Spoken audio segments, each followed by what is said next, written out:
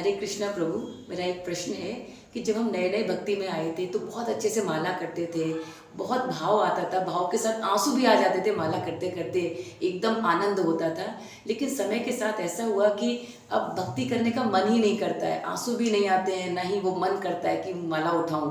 क्या रीज़न है प्रभु इसका? हरे कृष्णा।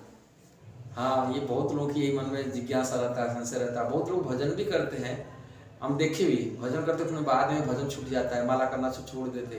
शुरू शुरू में बहुत तो भजन करते हैं, जो नया नया जोड़ते हैं, भाव आता रहता है, किंतु बाद में वो भजन नहीं कर पाते, छूट जाता है। इसका मूल रहस्य हमको शास्त्र से लेना चाहिए था। हम शास्त्र पढ़े नहीं, जानकारी नहीं है, केवल माला करते थे और माला में बहुत आनंद भी मिलता था, किंतु शास्त्र ज्ञान नहीं था। शास्त्र में इसको समझाई दिया गया। कृष्णदास कविराज गोस्वामी इसलिए चैतन्य चरितामृत कहे, सिद्धांत बोलिए चित्ते न कर आलस, जा हईते श्री कृष्ण चरण सुदृढ़ मानस। इसका अर्थ है सिद्धांत बात को सुनने को भी आलसी नहीं होना चाहिए, और जो सुनने से कृष्ण के चरण में दृढ़ श्रद्धा हो सकता है। हमारा जो भी श्रद्धा है इसको कोमल श्रद्धा होता है। ये श्रद्धा 3 प्रकार के होते हैं, और ये सिद्धांत बारे हमको पता नहीं है। हम लोग कोमल श्रद्धा जो व्यक्ति होते हैं, भजन तो कर लेता है, किंतु कोमल श्रद्धा होने के नाते जो अपराधपूर्ण भजन हो जाता है कि अपराधपूर्ण भजन तो अपराध क्या हो जाता है, उसमें अपराध रूप का हाथी घुस जाता है, मतवाला हाथी घुस जाता है। तब घुस जाने के बाद में वो मतवाला हाथी आकर के, पागलपना हाथी जब घुसता है कोई गार्डन के अंदर में, वो गार्डन में पत्ते पौधे सब उखाड़ी फेंक देता है, अपने पैर में दबा देता है। इसी प्रकार हमारे जीवन में अपराध रूप को मतवाला हाथी जब घुस जाता है और अपनी भक्ति जो लता होता है वो भक्ति लता को उखाड़ देता है, कोई अपने पैर में रोंद देता है, जिस कारण से भक्ति हमारा परिपुष्ट नहीं हो पाता है, विकास नहीं कर पाता है, और उसमें सुख अब मिलता नहीं। शुरू शुरू में हम तो भक्ति कर रहे थे, उसे अपराध घुसा नहीं था। अपराध क्या होता है?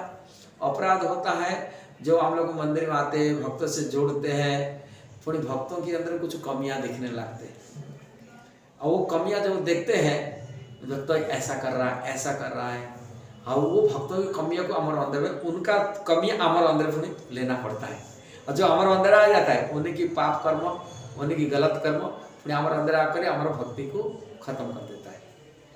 इसलिए भक्ति की किसी की संगति करना, किसी की संगति नहीं करना, कैसे भक्तों से व्यवहार रखना, ये सभी शास्त्र में सिद्धांत दिया गया। भक्तों के 3 कैटेगरी के भक्त होते हैं, जैसे ही नवजोगिंद्र जी भी श्रीमद् भागवत में कहे, श्रील प्रभुपाद इसको उपदेशामृत में भी समझाए। तीनों कैटेगरी के भक्तों, मध्यम अधिकारी, कनिष्ठ अधिकारी, उत्तम अधिकारी। कनिष्ठ अधिकारी भक्त जो होते उनको श्रद्धा, प्राकृत श्रद्धा माने कमजोरी श्रद्धा कहते हैं, इतना दृढ़ श्रद्धा नहीं है। जैसे हम लोग अभी नया नया है, जुड़े हुए, हम श्रद्धा की दृढ़ता नहीं है। और वो श्रद्धालु जो व्यक्ति होते नया नया तो जोड़ते हैं, किंतु कुछ संसार की इच्छाओं रखते हैं। और इस्कॉन में प्रायतः 95% लोग मिलते हैं। सही, इस्कॉन में 95% नवदीपी भक्त मिलते हैं जो नया नया इस्कॉन में जुड़े हुए होते हैं, कि भक्ति में परिपुष्ट नहीं है। का इस्कॉन एक प्रचार केंद्र, जो प्रचार करने के नाते श्रील प्रभुपाद जब विदेश में प्रचार किए थे, वो लोग गाय की मांस खाते थे, चरस पीते थे, गंजा फूकते थे। अब गंजा फूकते थे, एक हाथ में चरस का गंजा फूक रहे हैं, सिगरेट फूक रहे हैं, दूसरे हाथ में माला पकड़े। प्रभुपाद कभी नहीं बोले तुम माला चरस को छोड़ दो, गाय मांस को छोड़ दो, माला करो। ऐसा नहीं कहे, माला करो, माला करने से अपने अपने छूटेगा। ये और वो ऐसे छुड़ाया। आज इस्कॉन में जो लोग एक समय चरस पीते थे, गाय मांस खाते थे, आज लहसुन प्याज नहीं खाते। आज ये चरस में चाय कभी तक पीते नहीं, छूट गया समय आने पर। ऐसे ही नवदीक्षित जो नव नए नए इस्कॉन में जोड़ते हैं, उसमें बुरी आदत बनने की रहता है। अब बुरी आदत इतना जल्दी नहीं छूट जाता है। जो वो भक्ति करता, भजन करता, भक्तों की संगति करता, भागवत कथा पढ़ता है, फिर धीरे धीरे उनकी शुद्धता आता है, वो फिर शुद्ध भक्त बन जाता है। और वही चरस पीने वाले, मांस खाने वाले इस्कॉन में बड़े बड़े आज सन्यासी हैं, गुरु हैं, प्रवचन करते हैं, उनकी बहुत सारे अनुयायी हैं, आज इतनी बड़ी बड़ी उच्च पदवी पे पहुंच गए। यही कहा गया भगवत गीता में, भगवान कहते हैं अपिचत सुदुराचारी भजते माग अन्यान भाग। यदि दुराचारी सुदुराचारी व्यक्ति यदि मेरा अन्यान भाग, मेरा व्यतिरिक्त और दूसरा किसी शरण में नहीं जाता है, कोई देवी देवता शरण जाता नहीं, कोई बाबा की शरण जाता नहीं, किसी नहीं, मेरा भजन करता है अन्यान भाग से, अन्यान मतलब मेरा व्यतिरिक्त और दूसरा किसी शरण जाता है, कृष्ण के भजन कर रहा है, कृष्ण अपिचत सुदुराचारी भजते माग अन्यान भाग साधु रे वैसे मंतव्य। भगवान बोलते हैं ये मेरा मत है, उनको साधु रूप में मानो। कोई बोलेगा ये दुराचारी व्यक्ति है, आप बोल रहे हैं साधु बनने के लिए, कैसा मानो? दुराचारी पाप करने लगा, अधर्म में रास्ता पर चल, कैसा बोल रहे हैं कि अधर्म धर्म तोड़ी के नहीं, मतलब मांसाहार कर रहा है, चर नशीली चीज खा रहे हैं, अवैध संबंध बनाए के रखा है, अब इसके साथ साथ झूठ बोल रहा है, ये धर्म की रास्ता है, अधर्म की रास्ता है, अब कैसा पूर्ण करेगा? भगवान बोलते कोई बात ना, ये 4 नियमों को तोड़ रहा है इतना कि मेरा भजन करने वाला व्यक्ति क्षिप्रम भवति, इसकी नेक्स्ट लाइन में गीता में होता है क्षिप्रम भवति धर्मात्मा शाश्वती निगच्छन्ति। इसका अर्थ है हमेशा के लिए शाश्वत रूप में वो मेरा भजन करने वाला व्यक्ति धर्मात्मा, धर्म के रास्ते को अपना लेगा, 4 नियमों को पालन करने लगेगा अपने आप। हाँ, नशा खाने वाला व्यक्ति थोड़े नशा छोड़ देगा, तपस्या करने लगेगा। मांसाहार करने वाला व्यक्ति मांस छोड़ करके दया दिखाने के जीव प्रति दया दिखाना भी दिखाएगा। अवैध संबंध रखने वाला व्यक्ति थोड़े पवित्र हो जाएगा, शुद्ध हो जाएगा मन बुद्धि। और जो जुआ सट्टा खेलने वाला व्यक्ति भी वो सत्यवादी हो जाएगा, क्षिप्रम बहुत जल्दी हो जाएगा। अनंत काल से संसार लगा है, अनंत काल से जीवन मिल रहा है, और एक जीवन में हो जाना बड़ा बात है, और क्षिप्रम इसलिए मैं भगवान तो जो जल्दी हो जाएगा, इसी एक ही जीवन में हो जाएगा, क्षिप्रम में धर्मात्मा हो जाएगा, धर्म के रास्ता को अपना लेगा। फिर इसकी नेक्स्ट लाइन कहते हैं कुंते प्रति जानिए नौ में भक्त प्रणश्यति, मेरा भक्ति का पतन नहीं होता है, मेरा भजन करने वाला है और पतन नहीं होता। ये कनिष्ठ अधिकारी भक्त हो, इसलिए भगवान उसको रिकमेंड कर रहे हैं, यदि वो भक्त कनिष्ठ भक्त हो उसको साधु मान। हम किसी बारे हम बोलते अरे ये तो दुरात्मा है, साधु में एक्सेप्ट करने और मन में विचार नहीं आता, कैसा साधु मानेंगे? हम तो मन गला में अटके जाता है, कैसे साधु मानेंगे?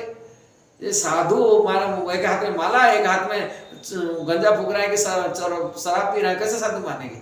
साधु हो नहीं सकते, ये हो अटता है। किंतु भगवान बोलते नहीं, साधु के लिए मान। ये बात को हमको कैसे समझेंगे, कैसा संपर्क रखेंगे? इसलिए रूप गोस्वामी बहुत सुंदर उपदेश दिए, भक्तों से कैसा संपर्क रखना चाहिए, कैसा अपराध से बचने के लिए हमको उपदेश दिए। ये भक्तों से दोष कैसा रहता है? सबसे बड़ा यदि अपराध नाम अपराध कहा जाता है, नाम छूट जाता है, जहां पर अपराध होता है वो छूट जाता है। सेवा अपराध करें सेवा छूट जाएगा, नाम अपराध करें नाम छूट जाएगा, धाम अपराध करें धाम छूट जाएगा। इसलिए नाम अपराध होने से नाम छूट जाता है, माला जपने में इच्छा नहीं रहता है। इसलिए अपराध नाम अपराध प्रथम अपराध है वैष्णव अपराध। यदि कोई वैष्णव भक्त है, भगवान के साधु माने उनका अपराध नहीं होना चाहिए। हम तो साधु चरण तो अपराध कर रहे हैं, और वो बचने के लिए रूप गोस्वामी तो उनकी व्यवहार हम कैसा रखना उसका टेक्निक बताए। रूप गोस्वामी कहते हैं जैसे गंगा जी पानी ब्रह्मद्रव होता है, भगवान के चरण से निकला इसलिए ब्रह्मद्रव, इसलिए ब्रह्मद्रव उनको सम्मान करना चाहिए, सम्मान करते भी। किंतु गंगा जी के पानी में कभी कभी बरसात में कीचड़ भी आ जाता है, फैन भी आ जाता है, अशुद्ध हो जाता है, देखा देखा था कीचड़ कीचड़, तो भी हम तो कभी अनादर नहीं करते। गंगा जी के बाद गंगा जी पानी है, बरसात के पानी कीचड़ पानी हो, फैन के पानी हो, ताकि नहाते और उसको छिटका भी लगाते, गंगा ब्रह्मद्रव से सम्मान करते हैं। ऐसी प्रकार कोई भक्तों से दोष आ गया, उनको ब्रह्मद्रव जैसे सम्मान कर रहे हैं, इसी प्रकार गंगा पानी जैसे सम्मान, ऐसे भक्त कृष्ण के भक्तों से सम्मान करो। संगति करने के लिए नहीं कह रहे, उनसे संगति करो, उनके बैठे उठे करने से नहीं करे, मन से सम्मान करो। गंगा जी जैसा सम्मान करते उसे सम्मान करो, पानी करो, हाँ सम्मान करो। और उसका संगति करेंगे तो उनका तो बुरी चीज होएगा, बुरी चीज आ जाएगा। इसलिए वो सब भक्तों से संगति करने के लिए नहीं कहा रहे। बोलते नहीं उनका संगति मत करो, कारण उसके अंदर भी बुरा गुण है, सब कनिष्ठ अधिकारी होने के नाते वो दोषो दृष्टि में काम करता है, अच्छा काम करता है, बुरा भी काम करता है। प्रारब्ध है, प्रारब्ध हम जो उनको गलत काम में लगा देता है जबरदस्ती, वो नहीं चाहते गलत काम कर लेते हैं, प्रारब्ध है पड़ा है। से प्रारब्ध हम जाएगी उनका दोष दृष्टि को न देख करके उनको सम्मान करो, मन से सम्मान करो, तो मन से सम्मान करो। जैसे ब्रह्मद्रव को सम्मान करते हैं, गंगा जी को सम्मान करते हैं, ऐसे मन से सम्मान करो। नेक्स्ट कहते जो भक्त भगवान से दीक्षा ले लिया, भगवान की सेवा में रत लगा हुआ है, ऐसे मध्यम अधिकारी भक्त होते हैं। ऐसा भक्तों की प्रणाम करो, उनसे आशीर्वाद करो, भगवान की सेवा करें, उनको प्रणाम करो। वहाँ कल लिखा मन से सम्मान करना, एटी कार्य में करो प्रणाम तक रखे। आगे कहे नहीं संगति करो, उनकी कथा सुनो, सेवा करने के लिए उनको नहीं कहा है। फिर नेक्स्ट जो उत्तम अधिकारी भक्त होते हैं, जो उत्तम अधिकारी जो भक्त समदृष्टि देखता है, समदृष्टि में भगवान सभी जीव में भगवान को दिख रहा है, वो किसी की निंदा भी नहीं करता, निंदा आदि शून्य। कोई किसी का चुगली करता ना, निंदा करता ना, दोष देखता, कोई भी दोष रहित होता है और शास्त्र में निपुण होता है, शास्त्रज्ञ पंडित विद्वान होते, जो हर समाधान कर भगवान भक्ति की चीज जानने वाले व्यक्ति होते। भगवान में पूरी श्रद्धा भक्ति है, दृढ़ता है, कोई कामना नहीं, उसकी मतलब अपने ईश्वर का वासना नहीं, इच्छा नहीं होता अपनी इंद्रिय तुल्य, मुक्ति का वासना भी नहीं। ऐसा ही कोई निष्काम भक्त होते, कोई कामना नहीं है, किसी की दूसरा का दोष नहीं देखते और शास्त्र में निपुणता भी है। ऐसा शुद्ध भक्तों की संगति करो, उनका सेवा करो। कारण उसी अच्छे भक्तों की संगति करेंगे तो जैसा भक्तों करेंगे संगति उसी ऐसे ही बनेंगे। ऐसा भक्तों की संगति करो जिससे हम ऐसे अच्छे भक्तों की संगति करने से हमें अच्छे भी बन सकते हैं। इसलिए कनिष्ठ भक्त संगति करने कनिष्ठ बन जाएंगे, आगे बढ़ नहीं पाएंगे, विकास नहीं करेंगे। विकास करना होगा तो हम उत्तम अधिकारी भक्तों की संगति करने, उनका सेवा करने के लिए रूप गोस्वामी उपदेश है, तभी हम भक्ति में बढ़ सकते हैं। और दूसरा चीज है जो हम लोग को दुष्ट दृष्टि होता भजन होता ना, वो भजन कभी छूटेगा नहीं। और छूटने का कारण यही है, उनको अपराध नहीं कराते। हमें ऐसा भक्तों के दूसरे वो दोष दे जाते। कनिष्ठ अधिकारी स्वाभाविक होते हैं, उनका कनिष्ठ अधिकारी मतलब है यही है कोमल श्रद्धा, उनका श्रद्धा दृढ़ता नहीं है। और वो गलत काम भी करता है, पुण्य भजन भी करता है। अब भजन करता मतलब वो सम्मान करो। अब वही दोष देखेंगे, दूसरा का दोष देखेंगे, वो दोष अपने अंदर में आ जाएगा, हमारा भजन छूट जाएगा, हमारा अच्छे गुण भी चला जाएगा हमारा अच्छा गुण चला जाएगा, उनके पास चलेगा, उनका बुरी गुण अपने से आ जाएगा। अब भजन नहीं कराया जाएगा, श्रद्धा भी नहीं रहेगा। इसलिए हमेशा सावधान रहना चाहिए, हमको कैसा संगति करना, संगति और भक्तों की संगति पर डिफरेंट रखना, ये देखना है। इसलिए प्रभुपाद जी के द्वारा जो कमेंट्री दिया गया उपदेश अमृत किताब जरूर पढ़ें। प्रभुपाद लिखे बहुत सुंदर, कहाँ कहाँ संगति करना, कनिष्ठ अधिकारी भक्तों की संगति नहीं करना, तभी हमारा भजन छूटेगा नहीं, हम प्रगति आराम से कर पाएंगे भक्ति में। हरे कृष्णा।